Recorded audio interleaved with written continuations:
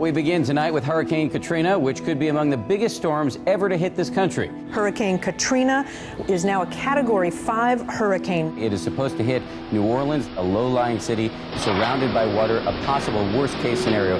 They're calling for mandatory evacuations. This is a threat that we have never faced before. God bless us.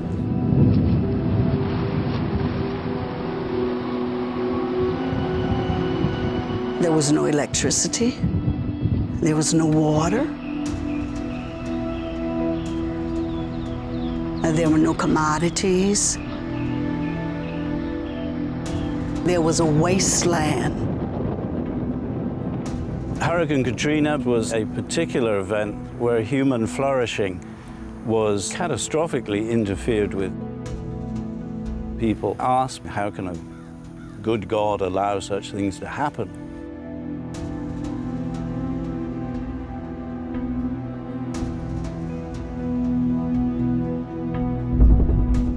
You ought to question God, because if he doesn't have the answer, then he's not God.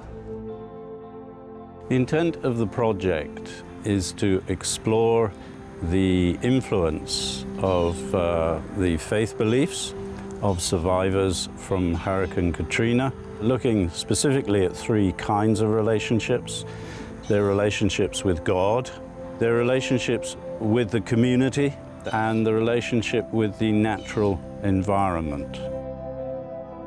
My personal home was destroyed with more than 7 feet of water.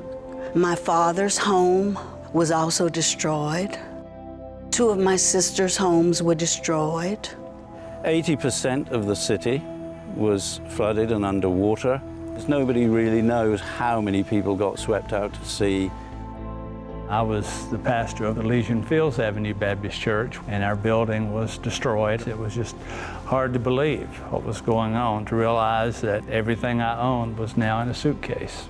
We were gone from August, and we didn't get back until November, and that was just to come and see. They called it a drive-in and drive back out.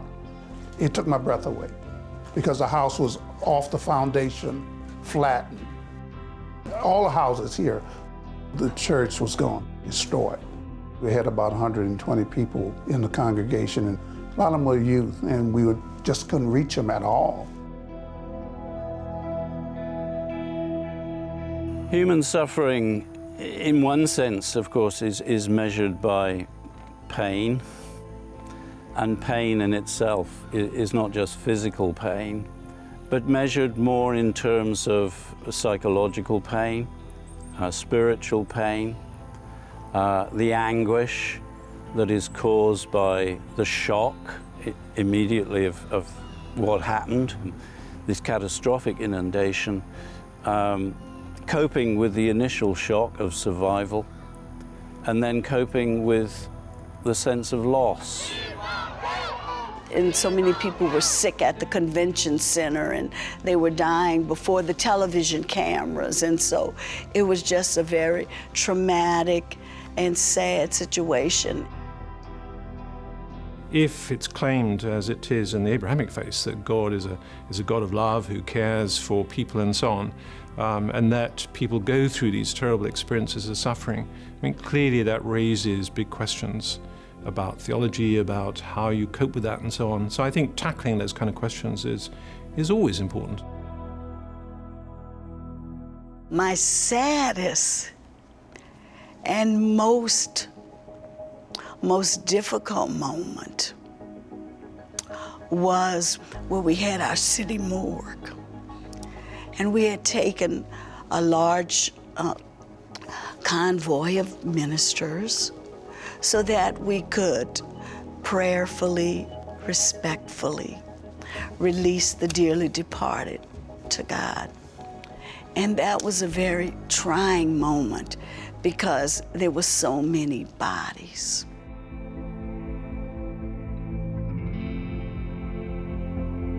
The notion that Katrina did what it did to New Orleans destructively was God's punishment for New Orleans being such a naughty city, if you like. I think is absurd. As many people in New Orleans would say, well, if God was punishing the city for its naughtiness, then he didn't have a very good aim, because it was largely the very poor people that suffered. I was crying and saying, God, speaking to God, what was going on. Each and every one of us at some point confront a tragedy that we cannot understand. We ask ourselves that question, why me, Lord?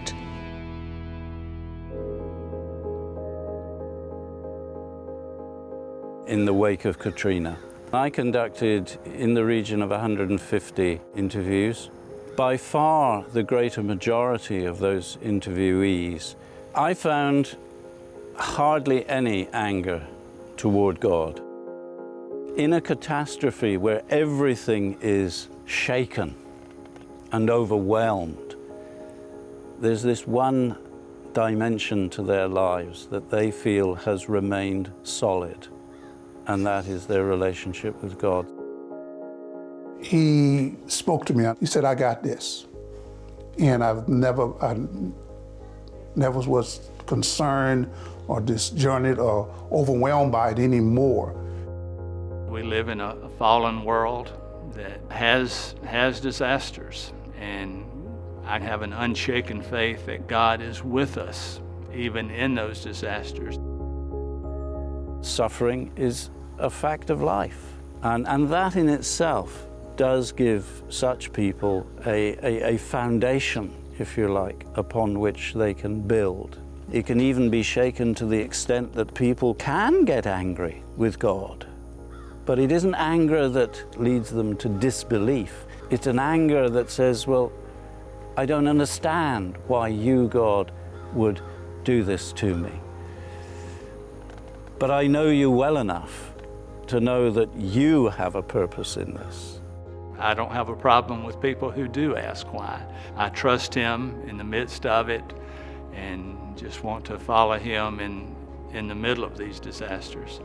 You may not get an answer, but you will get the guidance that you need, the encouragement that you need to keep moving forward.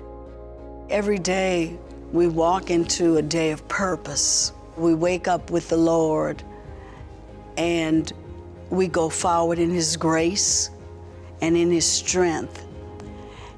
And we do battle with the forces that are negative, and we are grateful for the forces that are positive.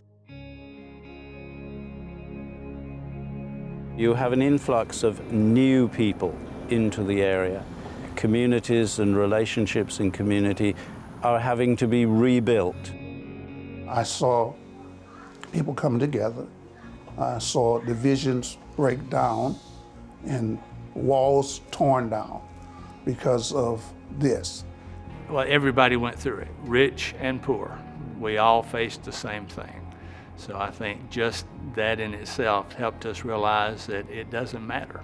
Your class, your race, your economic status.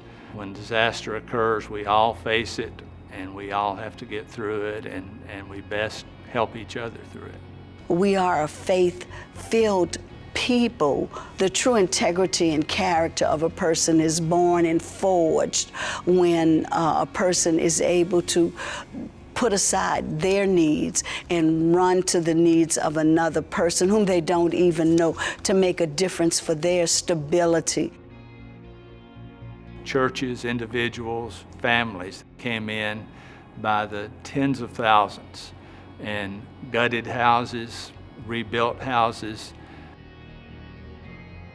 When our church came back together for the first time in January of 2007, we had 24 people back, and we met together in a cold, gutted house, but it was the warmest service I've ever been in.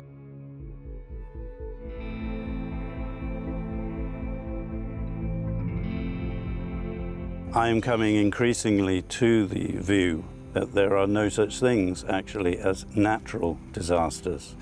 There are natural events, earthquakes, tornadoes, hurricanes, floods. Our scientific and sociological evidence, if you like, is showing to us that these disasters are humanly caused. They're not natural. And that puts, therefore, a different take and perspective on natural evil. Is there such a thing as natural evil?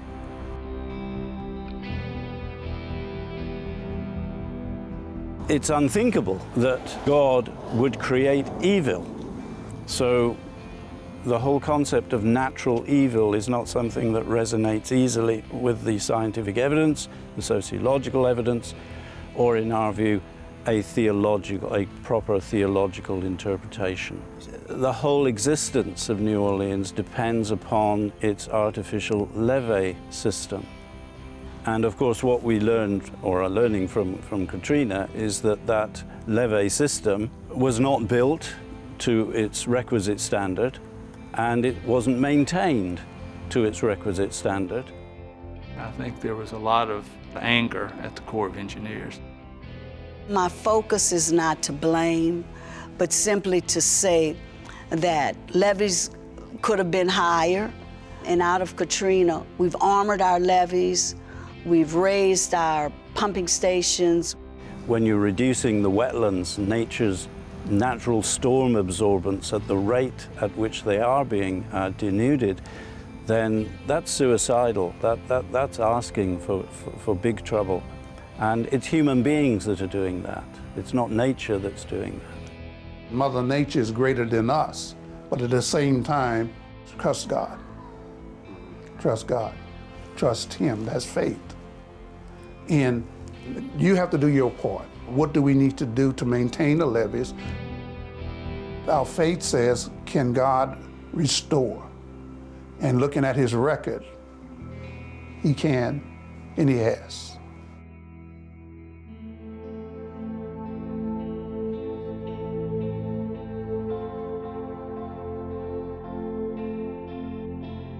We started having service every Sunday in our home.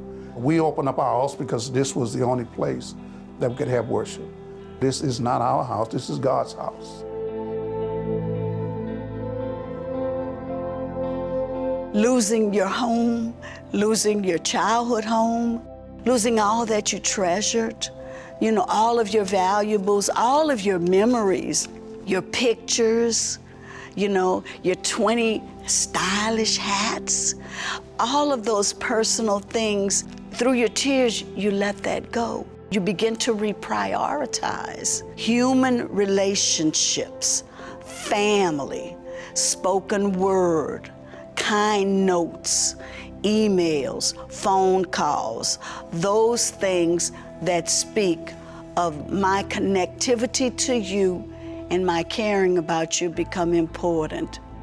If you define resilience as the capacity to resist or to bounce back, resilience has been tested here because particularly in the African American communities where there was huge evacuations, it has not been easy for them to return. But I think if you measure resilience by the fact that we survived and we're still going and we're still people of hope, we've not given up hope and we've still got something to live for, then yes, they're resilient. I believe the resilience begins from a foundation of faith and of determination and of history. Many families that endured Katrina were historic New Orleanians, and there was a connectivity particularly in the historic Lower Ninth Ward where Mama lived around the corner from Big Mama and Auntie was 2 blocks away. So that relationship of connectivity where you were undergirded by the support of your family or your extended family brings a determination to go back and rebuild. And they continue to be there as happy, flourishing citizens, still ingrained with the memory of Katrina, but not devastated by it, not broken by it in their spirit and in their hope. And that's the kind of thing which I've seen across the communities that I've been working with. People still shed tears. There may be a new house where the old house was standing, but it doesn't have Mama. It doesn't have Auntie. And so there is a sorrow in the heart. But the people of New Orleans move on. For many of the participants that I encountered here in New Orleans, their faith was historic.